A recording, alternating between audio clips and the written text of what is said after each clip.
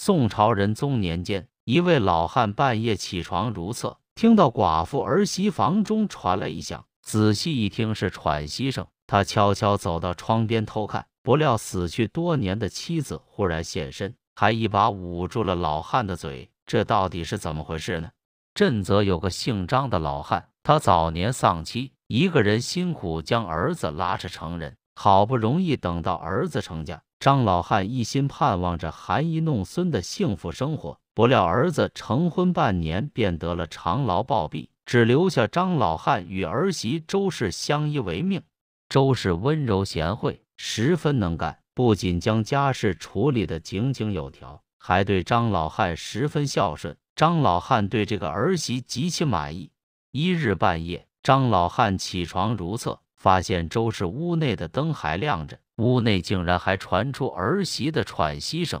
张老汉听到这种声音，立刻皱紧了眉头。儿子刚死不到1年，难道周氏便耐不住孤单，暗中有了别的男人？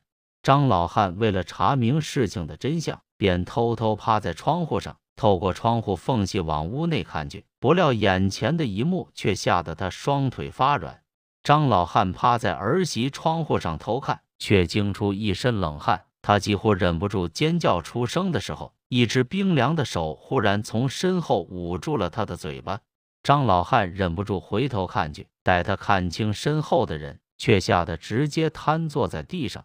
只见捂住张老汉嘴巴的人，竟是他死去多年的妻子。张老汉吓得脸色发白，一句话都说不出。却见亡妻对他比了一个噤声的手势，随后他便松开张老汉的嘴，悄悄将他拉回了房间。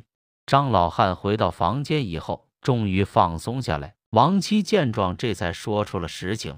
原来半个月前，张老汉不幸染了风寒，恰逢中秋佳节，周氏便独自去了坟地，给去世的丈夫和婆婆烧纸。因周氏生得美貌，被在荒坟地安家的一只黄鼠狼妖看上了。那只黄鼠狼妖法力高强，时常欺辱良家妇女。黄鼠狼妖以张老汉的性命要挟，逼迫周氏委身于他。周氏为了保护公爹，只得听从。张老汉方才趴在窗户上，就是看到了黄鼠狼欺负儿媳的画面，这才吓得双腿发软。张老汉知道真相以后，又是难过又是气愤。他又询问亡妻为何会突然现身，却听亡妻哭道：“我死后一直不放心你和孩子，因此迟迟未去投胎。如今眼睁睁看着儿媳被黄鼠狼妖欺负，我却无法相助，只能暗中保住你们的命。说到底也是我无能。”夫妻俩哭了一场，直到天快亮的时候，亡妻听到鸡叫声，无奈离开。张老汉终于止住眼泪，他觉得不能任由黄鼠狼妖作恶，一定要让他为自己的行为付出代价。天亮以后，张老汉去有狗的人家借了10几条狗，将那些狗全部藏在地窖里。张老汉又让亡妻施法，不让那些狗乱叫。等到天黑以后，当黄鼠狼再次来到周氏房间，张老汉便将那些狗全都牵出来，直接踹开周氏房间的门，把狗全都赶到了周氏房间。就在这时，亡妻再次施法，让那些狗叫了出来。黄鼠狼听到狗叫声，吓得直接滚下床。黄鼠狼想要逃跑，可是已经太晚了。他掉在地上的时候，那些狗便围住了他。还不等黄鼠狼反应过来，10几条狗便一起冲上去，直接将黄鼠狼咬死分尸了。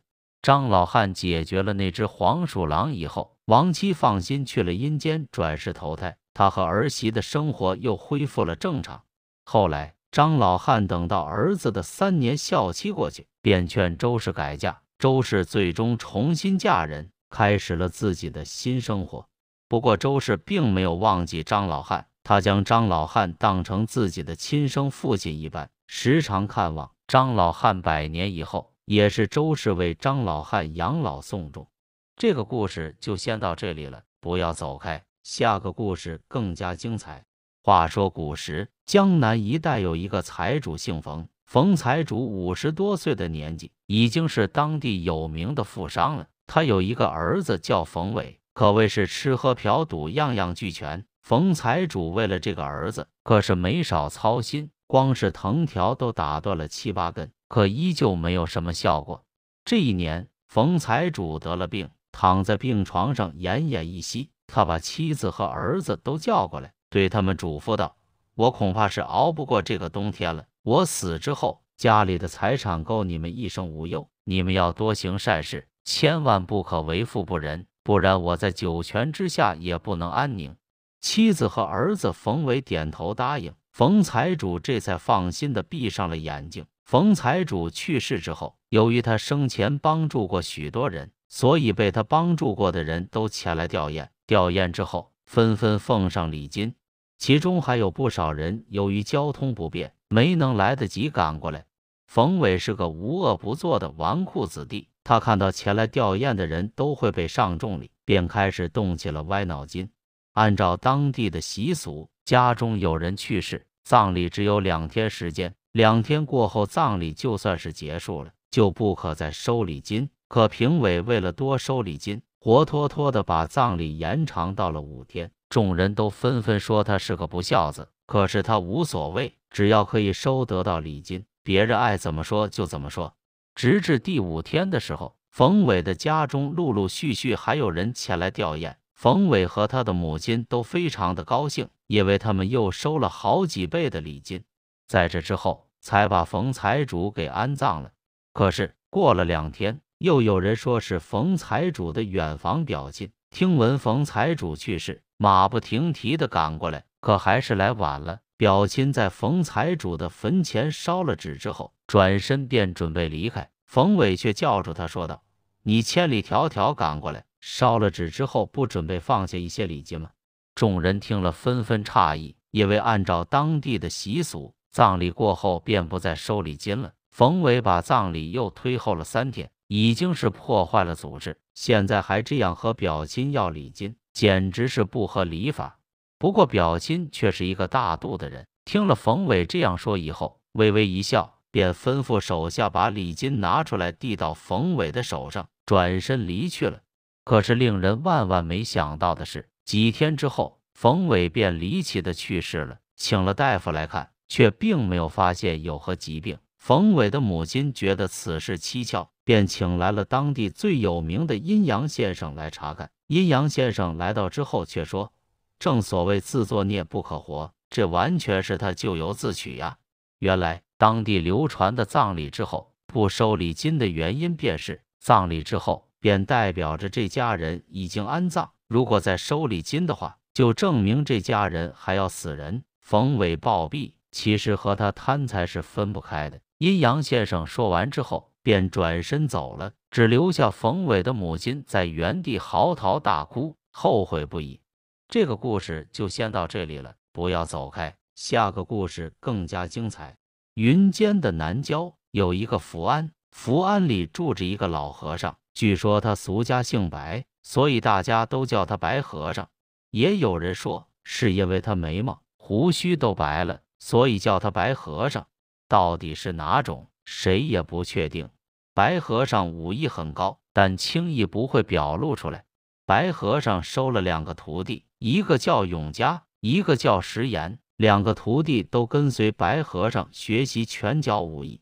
师徒3人靠给人质跌打损伤为业，能够养活自己，所以不靠香火钱，也不靠别人施舍。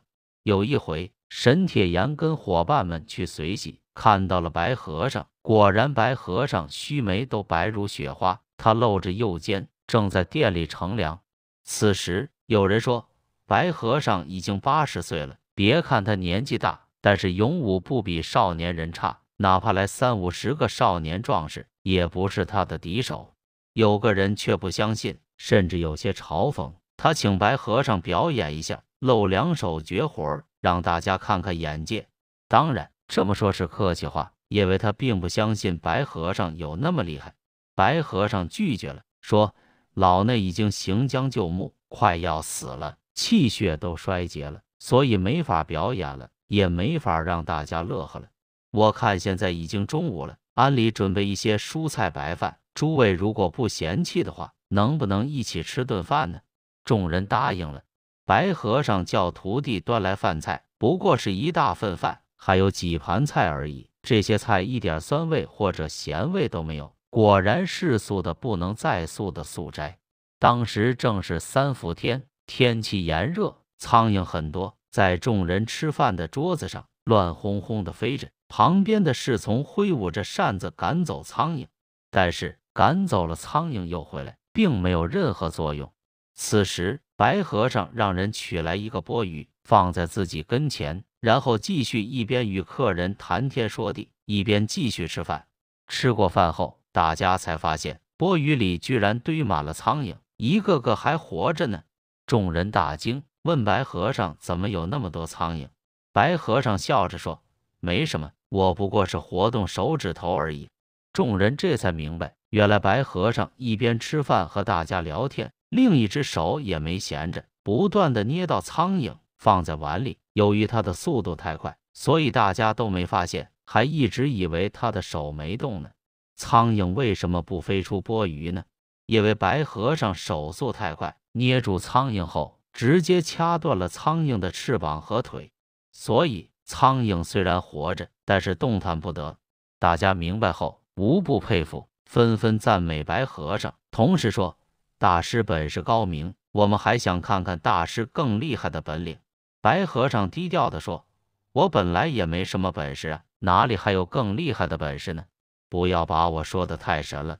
不过既然你们说了，我想起来以前曾学过一样本领，不知道现在能不能记得了。”于是白和尚带着众人来到一个小房间，小房间布置得很精美，地面上新铺着石砖，石砖之间用灰纱连接浇筑，严丝合缝，非常坚固。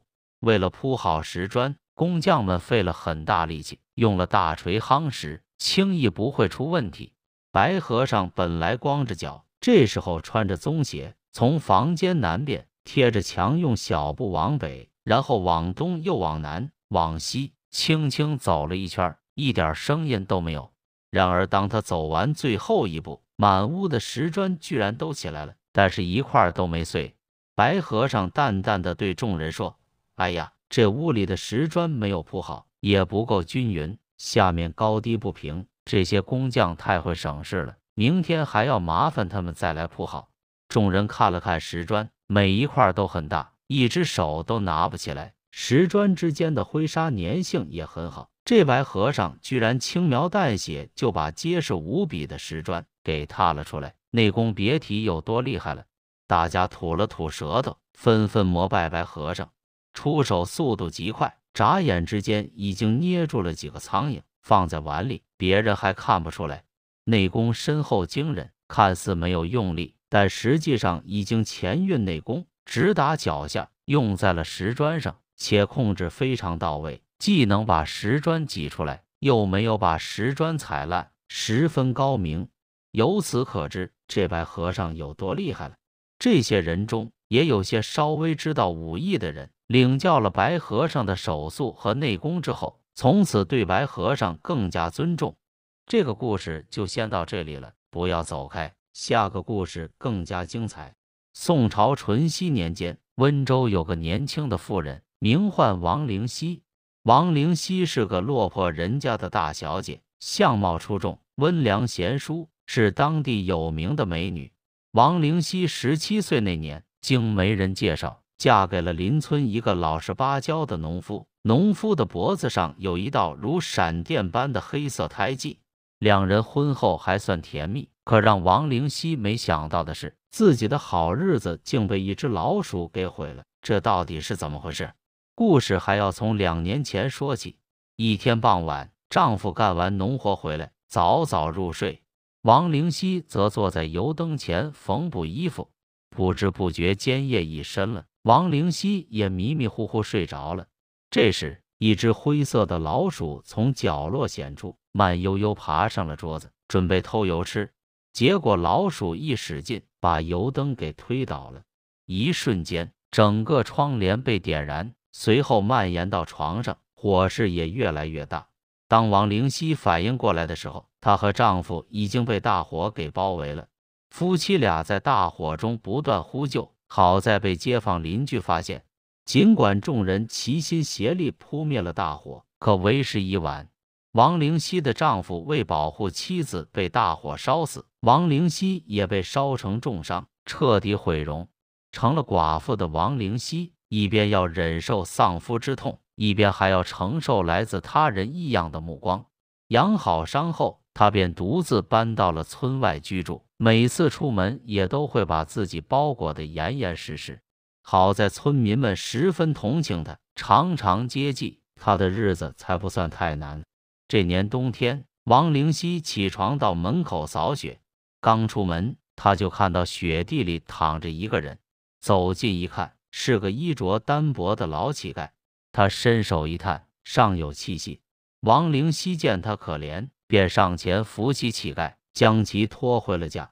到家后，王灵溪生了一堆火，又为乞丐熬一碗姜汤。过好一会儿，乞丐才缓缓恢复了神智。可当他睁眼到看面前的一堆火时，神色瞬间变得紧张起来，手忙脚乱地起身，缩在了房间的角落处。王灵溪见状，赶忙弄灭了火焰，乞丐这才恢复了正常。随后，他把姜汤端到乞丐面前，示意其喝下。乞丐见状，顿时泪流满面。夫人，您真是个大善人，要不是您，我恐怕早就冻死在雪地里了。夫人，可否将脸上的面纱摘下，好让我看清恩人面貌？乞丐的话仿佛刺痛了王灵溪脆弱的神经，他沉默不语，并未答话。乞丐也感觉到了尴尬，笑着端起碗喝掉了姜汤。随后，王灵溪抱了一床棉被，我看你年纪也不小了，就在这先住一晚上吧，等明天雪停了再走吧。乞丐听后十分感动，一个劲的道谢。当天夜里，王灵溪刚刚睡下，乞丐便抱着一个罐子偷偷钻进了他的房间。借着月光，乞丐看清了王灵溪的脸。下一秒，乞丐从罐子里抓起一把稀泥，涂抹在了王灵溪的脸上。睡梦中，一股清凉感从脸部传来，可没一会儿，王灵溪就闻到了一股淡淡的血腥味。他迷迷糊糊醒来，发现乞丐正站在床头，目不转睛地盯着他。王灵溪吓坏了，惊叫着给了乞丐一巴掌，自己则缩在了床角。这时，王灵溪发现了自己脸上的稀泥，顿时火冒三丈：“你这个臭乞丐，我好心救你，你却半夜钻进我房间，还在我脸上涂稀泥，你到底是何居心？”刚说完，王灵溪的脸部就传来一阵刺痛，他赶忙伸手想抹掉那层泥。乞丐见状，脸色大变，赶忙上前拦住了王灵溪。王灵溪毕竟是个弱女子，乞丐压在她身上，完全将其制住。这时，脸部的疼痛感越来越明显，甚至出现了灼烧的痛感。王灵溪疼得大叫起来，可乞丐依旧没有松手。就这样过了半炷香，王灵溪脸上的稀泥渐渐变干，疼痛感也渐渐消失了。乞丐见状，才缓缓起身，松开了他。不等王灵溪开口，乞丐便跑到屋外，拿来了一面铜镜。乞丐来到床边，扶起已经疼得没有力气的王灵溪，一点点揭掉了他脸上已经干掉的泥巴。借着月光，王灵溪清楚地看到泥巴下是一张绝美的脸庞，所有的烧伤疤痕全部消失，她又恢复了自己17岁时的容貌，甚至比那时更加漂亮。她颤抖着伸出手，慢慢抚摸自己脸上的皮肤，曾经坑坑洼洼、又松又皱的皮肤，此刻变得无比光滑细腻。王灵溪哭着跪在乞丐面前，连连道谢：“仙人，您就是仙人呐！”乞丐赶忙将他扶起：“夫人，我可不是什么仙人，我只是个来还债的罪人。”言罢，乞丐身形巨变，竟变成了一只体型硕大的灰老鼠。原来乞丐是一只鼠妖，也正是他当年在偷油吃时撞翻了王灵溪家的油灯，这才酿成如此大祸。后来灰鼠得到土地爷点拨，修炼成人，负责帮土地爷处理人间事务。可这么多年，他寝食难安，罪恶感一直压得他喘不过气来。好在不久前他得到了王灵溪的下落，这才前来赎罪。那稀泥是用乞丐体内蕴含法力的精血所做成的，能够治愈百病。做完这一切后，乞丐便离开了。但临行前，他告诉王灵溪，自己的赎罪才刚刚开始。恢复容貌的王灵溪，为了不引起轰动，偷偷离开了家乡，搬到了邻村居住。2年后，她改嫁给了一个老实可靠的木匠。2人婚后1年生下一子，儿子的脖子上则有一道如闪电般的黑色胎记。